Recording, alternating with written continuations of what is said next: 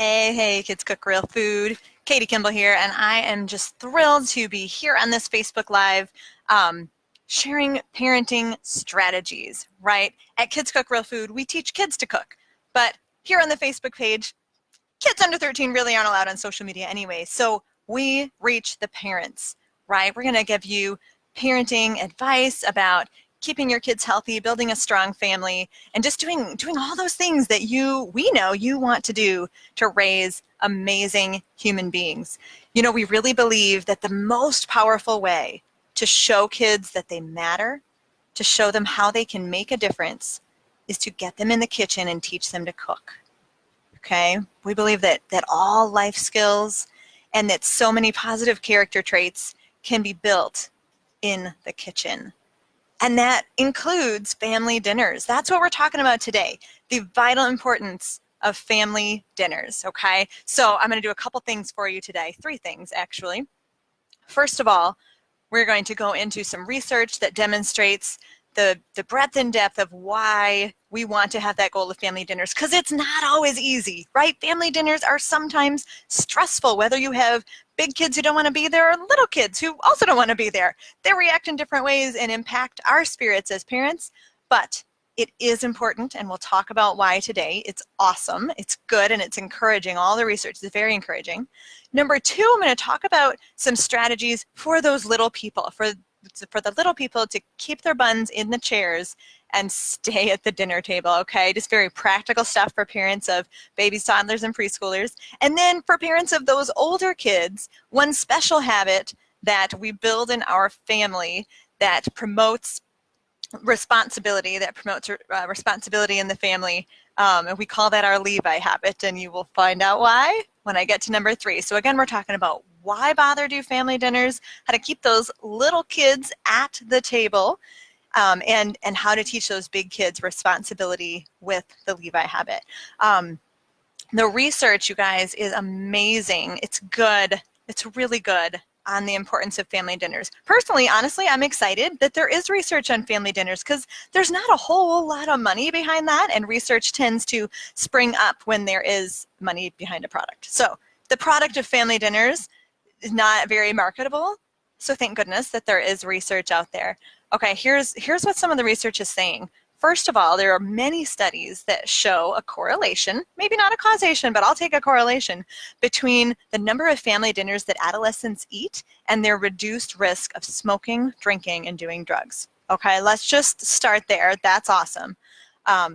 There was a study in 2015 that showed that when kids were bullied, cyberbullied actually, that they were more resilient. They were more able to bounce back the more times they had family dinners or family meals. And it can even reduce the risk of depression, partly because kids are more connected with their parents. And so if we're having positive family meals, kids feel that connectedness, they feel more positive about their parents, they're more willing to trust and confide in them. And quite honestly, and this is not the study, this is me talking, but if depression is reduced because of family dinners, I would say that's also partly because hopefully kids are built up to be a little more independent, and to know that they matter in their family, right? That's important to you, that you're making those goals.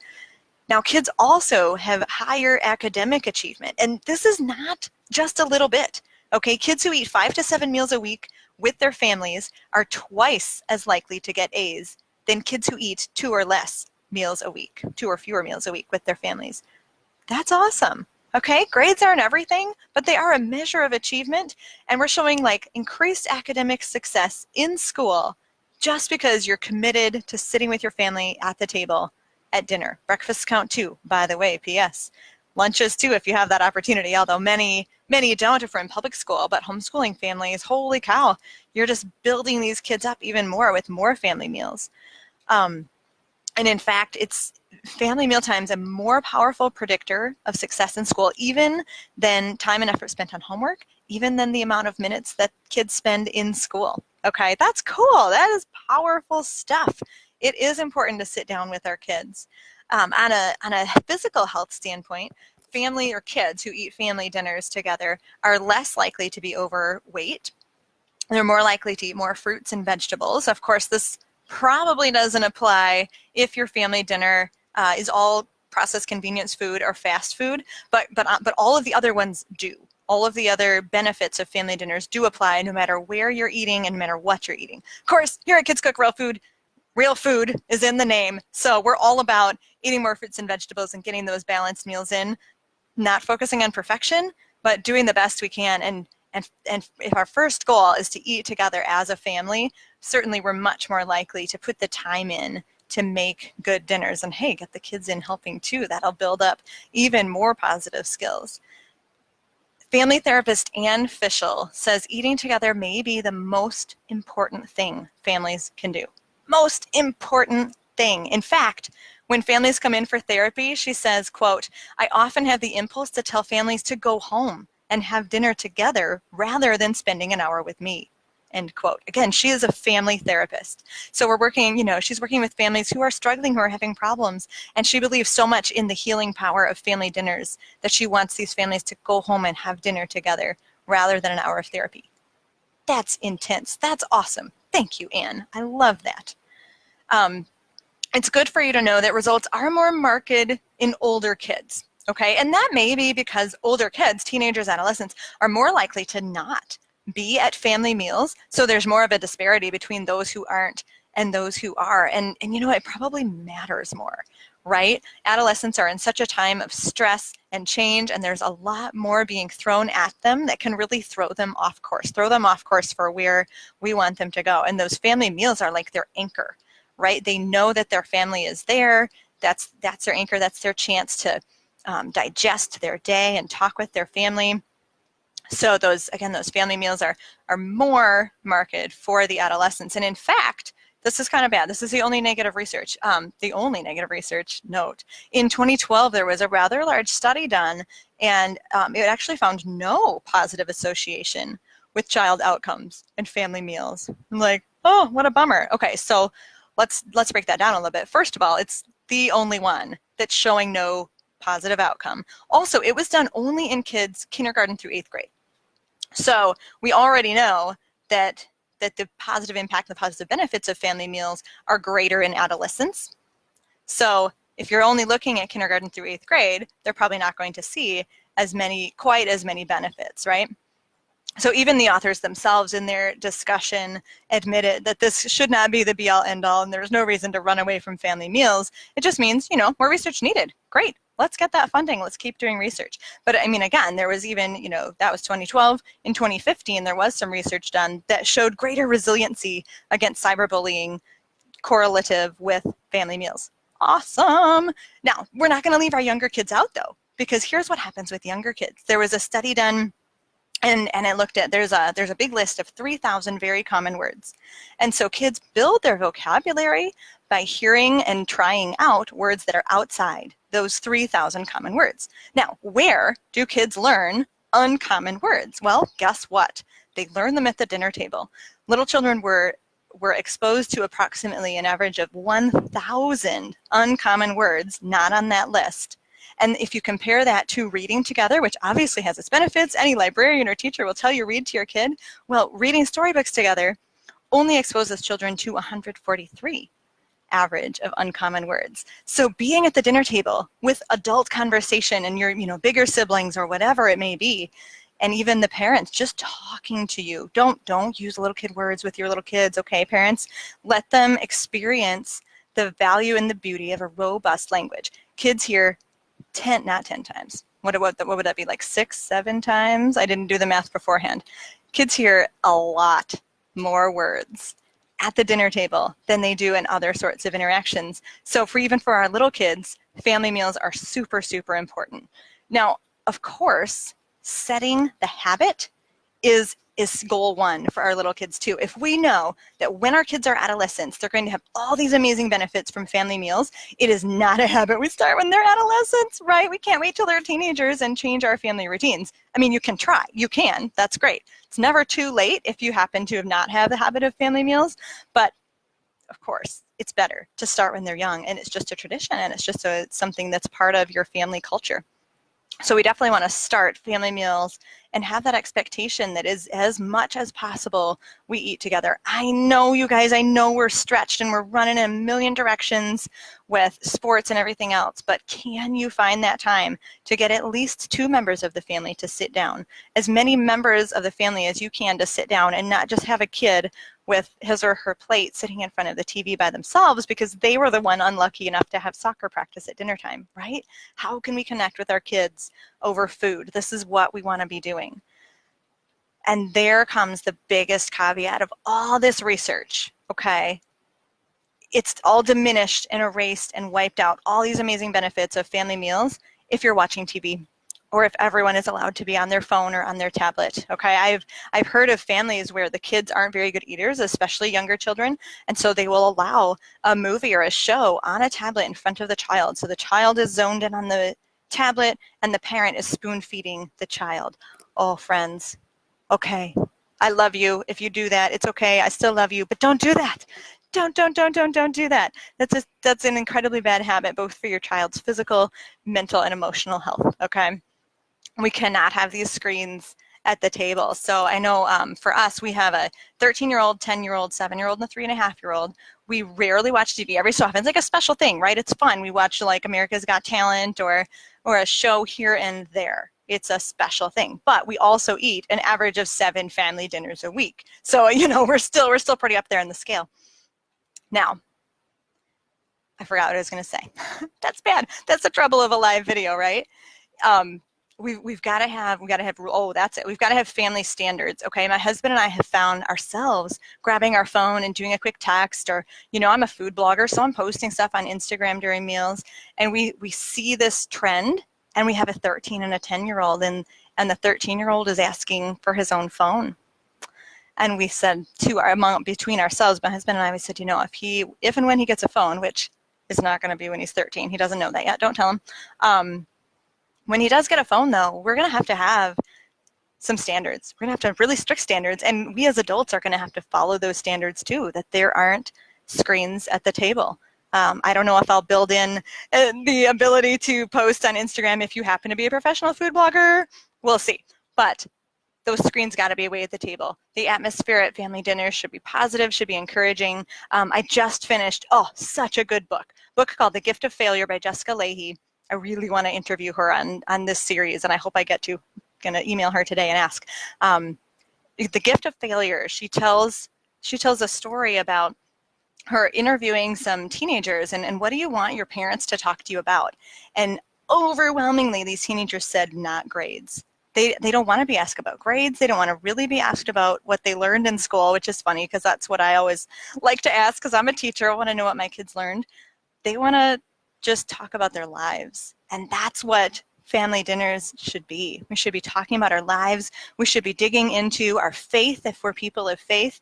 We should be trying to learn things together. We often find ourselves asking like interesting questions, and we do sometimes grab the phones for this and say, okay, Google, what is such and such? And we're like learning as a family. That's cool, right? And even our 3-year-old, like obviously cognitively, he's probably not understanding what we're doing, but yet he sees that enthusiasm for learning. So whatever is important to you as a family, okay, when you think about what is my family culture? What kind of traits do I want my kids to have when they're adults? Do that at the dinner table. Make family dinner a priority and make the atmosphere at family dinner also something that's intentional, something that the adults in the household talk about with each other and say, you know, this is what we want family dinner to feel like. Now, if the little kids are running around and leaving the table after 2 minutes, not only is family dinner very stressful, but it's probably not the family culture and the atmosphere that you really want to set, right? So now let's talk about some practical tips. Again, those were all like beautiful philosophical things, and we know in our heart of hearts that family meals are important, but now you know in your head of heads, right, in the world of academia, how important family dinners are. I want you to really commit. I want to challenge you to really commit to family meals at least 5 times a week, okay? That means you get 2 nights off. If you can do 7, oh my gosh, do 7, right? We shoot for 7. Sometimes we've got kids with activities and they might have to run off, but often we will shift family dinner time so that we can still all eat together. Now, There's the philosophical. Now let's dig into the practical. If you've got little kids, age 1, 2, 3, 4, 5, and they're running around the table, or they're leaving too quick, or they're leaving and coming back, leaving and coming back. We all know that story, right? Where are the children? Oh, they're playing, and then they're coming back and grabbing a bite. This does not a cohesive family dinner make. So how do we get our kids to stay at the table? It's quite simple. You set very high standards. I tell parents all the time that if your child is 2 or under, and they're leaving the table, you need to get the buckles back out, okay? I don't care if they've graduated from the high chair. Their consequence of leaving the table is that they're not mature enough to be out of a high chair. Get the high chair back, get a little booster, you know, for 20 bucks. You can get a plastic booster chair that attaches to your chair with buckles, and you can buckle them in because you are the parent and they are the child. And if they fuss in those buckles, perhaps you carry the chair into the other room and say, we would love to have you back at the table. I hope you will come back soon. And as soon as you are finished with all this loud fussing, you may be back at the table. All right, high standards. Kids are going to sit in their seats. They're not going to be yelling and screaming and fussing at the table. That's not okay. All right, and if we're very, very consistent with those little children, it does not take very long to set new habits. So we've got to have high standards and we've got to be consistent. This is the rule for all of parenting anyway, right? But it's important to be intentional at the table. Both parents have to be on the same team here. We've got to have the same language we use and the same expectations. So again, 2 and under, man, buckle them in. Do not put up with kids that little leaving the table. If they've definitely graduated from a booster chair and, you know, 3, 4, 5, if they're still running around the table, that's a little big. That's a little big to be buckling them in, right? They don't need that booster in any way, shape, or form. So now we've got to appeal to their logic, should I say? 3, 4, 5, they don't really have logic. Well, now we have to just have cause and effect. Okay, so you have a very serious conversation with your 3-year-old and 4-year-old and say, now, John, Mom has noticed that we have a real problem at the table. I noticed that you are running around and you're leaving most of your dinner at the table. And the rest of us really like to have good dinner conversation. Now, maybe John is your 3-year-old and he's your only. That's great. You and Dad need to have good conversation, or you and Mom, or you and, I don't know, put a teddy bear there if Dad's not home from work yet. But dinner is a place for conversation. We're going to lay that foundation right as young as they can. And you say, John, when you're at the table, we're going to be eating good food that fuels our bodies, and we're going to be talking to each other and loving each other. And it's not okay for you to be leaving and coming back. And it's certainly not okay for you to be running around the table. That is outside time. So let's do some problem solving. You might say to that 3 or 4-year-old, for the 10 minutes before dinner, I want you to go outside and run around the house, because then you can get that all out of your system and come to the table, okay? So that's a preemptive strike. And then when they're there, you talk about how important it is that they stay in their chair or at their place. I've got kids who like to stand up. I've got kids who like to kind of climb on their chair with their knees up. And I tell them, don't ever do that at a restaurant. Don't ever do that at a friend's house. But if that's how you're comfortable, like, that's a battle I'm not picking. You might pick that battle of like elbows off the table, sitting straight and good posture. And that's great. We've been talking about good posture lately and how important that is for our health. So dinner is the time where we say posture check. Whoop, everybody set their shoulders and don't hunch. But again, that's just us. So what are your values as a family? Do they have to sit perfectly? You decide. Do they have to stay at the table? Yes. Yes, they do. That one I'm going to give you. And here's the consequence if they don't stay at the table. John, when you leave the table, you're telling me you're done with your meal. You need to say, may I be excused, please? And when you do that, you'll take your plate into the dishwasher and you can show them how to load it in. This is all a process. And then you are excused and dinner is over for you, and that's the end of the food for the day. Now, John, what do you think should happen if you leave the table without saying, may I be excused? This is a 3-year-old, a 4-year-old, fictional John. If fictional John, your son or your daughter, says, oh, I should be able to come back and finish my meal, you can say, oh, but that's not the way dinners work. We don't leave and come back and leave and come back. We're polite. We are with the people we're with. So when you leave the table, I will have to take your plate and I'll have to take it into the dishwasher for you. And I will not be happy, but that's what I will do. And John will say, can I get my food back? Oh, no, I'm so sorry. Whenever you leave the table, that's your secret code message to me saying, I'm finished with my meal. All right, so you explain it. Maybe you explain it 2 or 3 times throughout one day. And then when you all sit down at the table, you say, now, John, what did we talk about this problem of you running around during dinner? And you ask that child to repeat it back, because then, number one, you know they understood you. Number two, you know they understand the consequence, because they will tell you later, I didn't know, I want my food back, won't they? Right? They totally will. But when you have them repeat it back, you know that there's no possible way that there's any misunderstanding, and hopefully they understand too. Now, will you have to take your child's plate away? Maybe. You might. You can store that food for tomorrow, but here are the rules to the plate going away when they run away from the table. That meal cannot show up until morning. No other food can show up until morning, because if you feed them when they've made that bad choice of leaving the table, you are telling them that everything you told them does not matter, that you are lying, and that you do not do what you say you will do. Okay? Do not feed them if you told them you will take their plate when they leave the table, because then you are lying to them. And they are very smart little beings, aren't they? Little children. They will figure it out. So as long as you're cool with that. And by the way, no child's going to die if they only eat 2 bites at dinner. No child's going to die. They will not do it for very many meals in a row, and it's likely only a dinner thing, so they can eat at breakfast and lunch if they're a particularly stubborn child. You guys, it will only take a day or two, I promise. If you lay that foundation, talk to the child, make them repeat it back, and let them know that when they leave the table, that's their cue that they're done, and that their food goes away until morning. It will be hard, but it will be worth it. Think of the stress in your life when kids are running around and leaving and coming back. I know that drives parents nuts. And you know what? That means you're not even digesting your food well. Not only are you stressed and not enjoying conversation at dinner, but physically, you're not even digesting your food well, because if you're stressed, your sympathetic nervous system is going crazy, and you have to be in your parasympathetic nervous system, the slow one, to digest. They both cannot be on at the same time. Okay, so a stressful dinner means everyone is not digesting well. We want to have calm, positive dinners where everyone's engaging. And the only way to do that with little kids is to make sure that their buns are in the chairs, right? I highly encourage you to set that high standard. Now, what if you've got big kids? We in our house have something we call the Levi Habit. And this arose because my son had his friend Levi over one night for dinner, and Levi very politely asked to be excused, which is what we also expect of our children. He took his plate in, he put it in the dishwasher, and he came back and he started grabbing the condiments from the table and said, oh, where can I put these? I thought, that's a very nice thing to do. So, you know, we have our kids stack everything up by the fridge so we can open it once and save energy and put everything away at once. So that's what we told him. But later on, I was processing that, and what a great habit it was that he knew when you get up from the table, you help clear the things that are on the table. So the next day, we told our kids, you know, that Levi, he's got a great habit.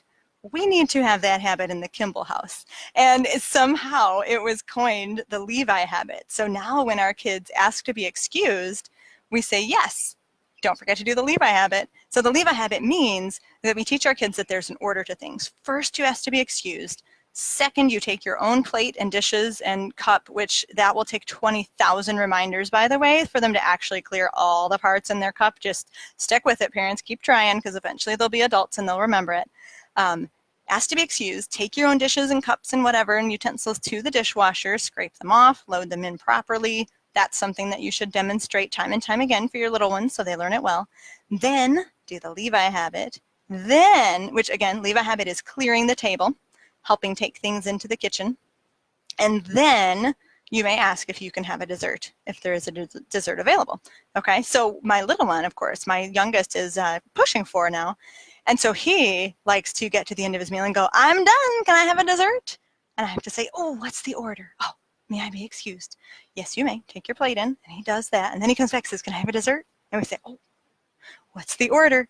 You got to help clear. Here's the mustard. You know, we try to give him things that his little hands can hold. We're not going to give him a big pot. And he just can put them up on the counter, and then one person loads that in. So that's one way in which we like to build positive, constructive habits in our kids, and that really builds family responsibility. My hope and my prayer is that when my kids eat over at other people's homes, that they automatically do that Levi habit. I do not know if that happens. They don't eat over at other people's houses very much. But, oh my goodness, I hope that we're building that habit enough that it really happens. Habits get easily broken too if we've got a time where we're like away on vacation, or shoot, just after one day at grandma's, they might come home and forget that Levi habit. But if you, as long as you have that order, it's easy to remind them, hopefully with, a pleasant voice. What's the order? Ask to be excused, take in your plate, do the Levi habit, then you may ask for dessert or leave the room. So those are some ways that we use family dinners to build responsibility and patience in our big kids and our little kids. I hope these tips have been really, really helpful. Always my goal with the Tuesday Tip series here at Kids Cook Real Food is to give really practical, research-based tips and inspiration for parents to raise amazing human beings. I know that's your goal, right? If you're a parent in the trenches, you really want your kids to turn out well. We want them to be healthy in their bodies, we want them to be strong in their minds, and we want them to be kind and generous in their hearts, right? And we can do all of this by teaching them to cook and by building responsibility and family togetherness at the table. So today we talked about at the table. Other times, obviously, we're going to talk about getting kids in the kitchen, and we have a lot of really cool expert interviews with MDs, naturopaths, nutritionists, book authors, and even, believe it or not, just this morning I recorded an interview with an Olympic gold medalist to talk to you about building a gold medal mindset in your kids. Oh my gosh, you guys, I'm so excited to continue this weekly Tuesday series. I hope you've been getting a lot out of it. And again, just remember, take with you this idea of how important family dinners are, and talk to the other adults in your household, talk to anyone you're co-parenting with about why this is so important. Get on the same page and set that goal for at least, I challenge you, 5 family dinners a week. If you can't do dinners, by the way, breakfasts are fine too, right? If dad's work schedule is 9 to 7 or something, and you have little ones that have to go to bed at 7:30, try to do a family breakfast, okay? Work hard to focus the weekends on all 3 meals being as a family. This is so important to a child's academics, to their family togetherness, to their own self-esteem, and to their ability to navigate adolescence and not end up on the wrong side of the tracks where we don't want them to go. Family dinners can do all of that for you. Again, I'm Katie Kimball from Kids Cook Real Food. Thank you so much for being here. And be sure to subscribe to notifications. If you're watching this on Facebook, you can click those dots in the upper part of your screen and tell Facebook that you'd like to know anytime I do go live. I do this live about once a month and recorded the other 3 Tuesdays. See you next time.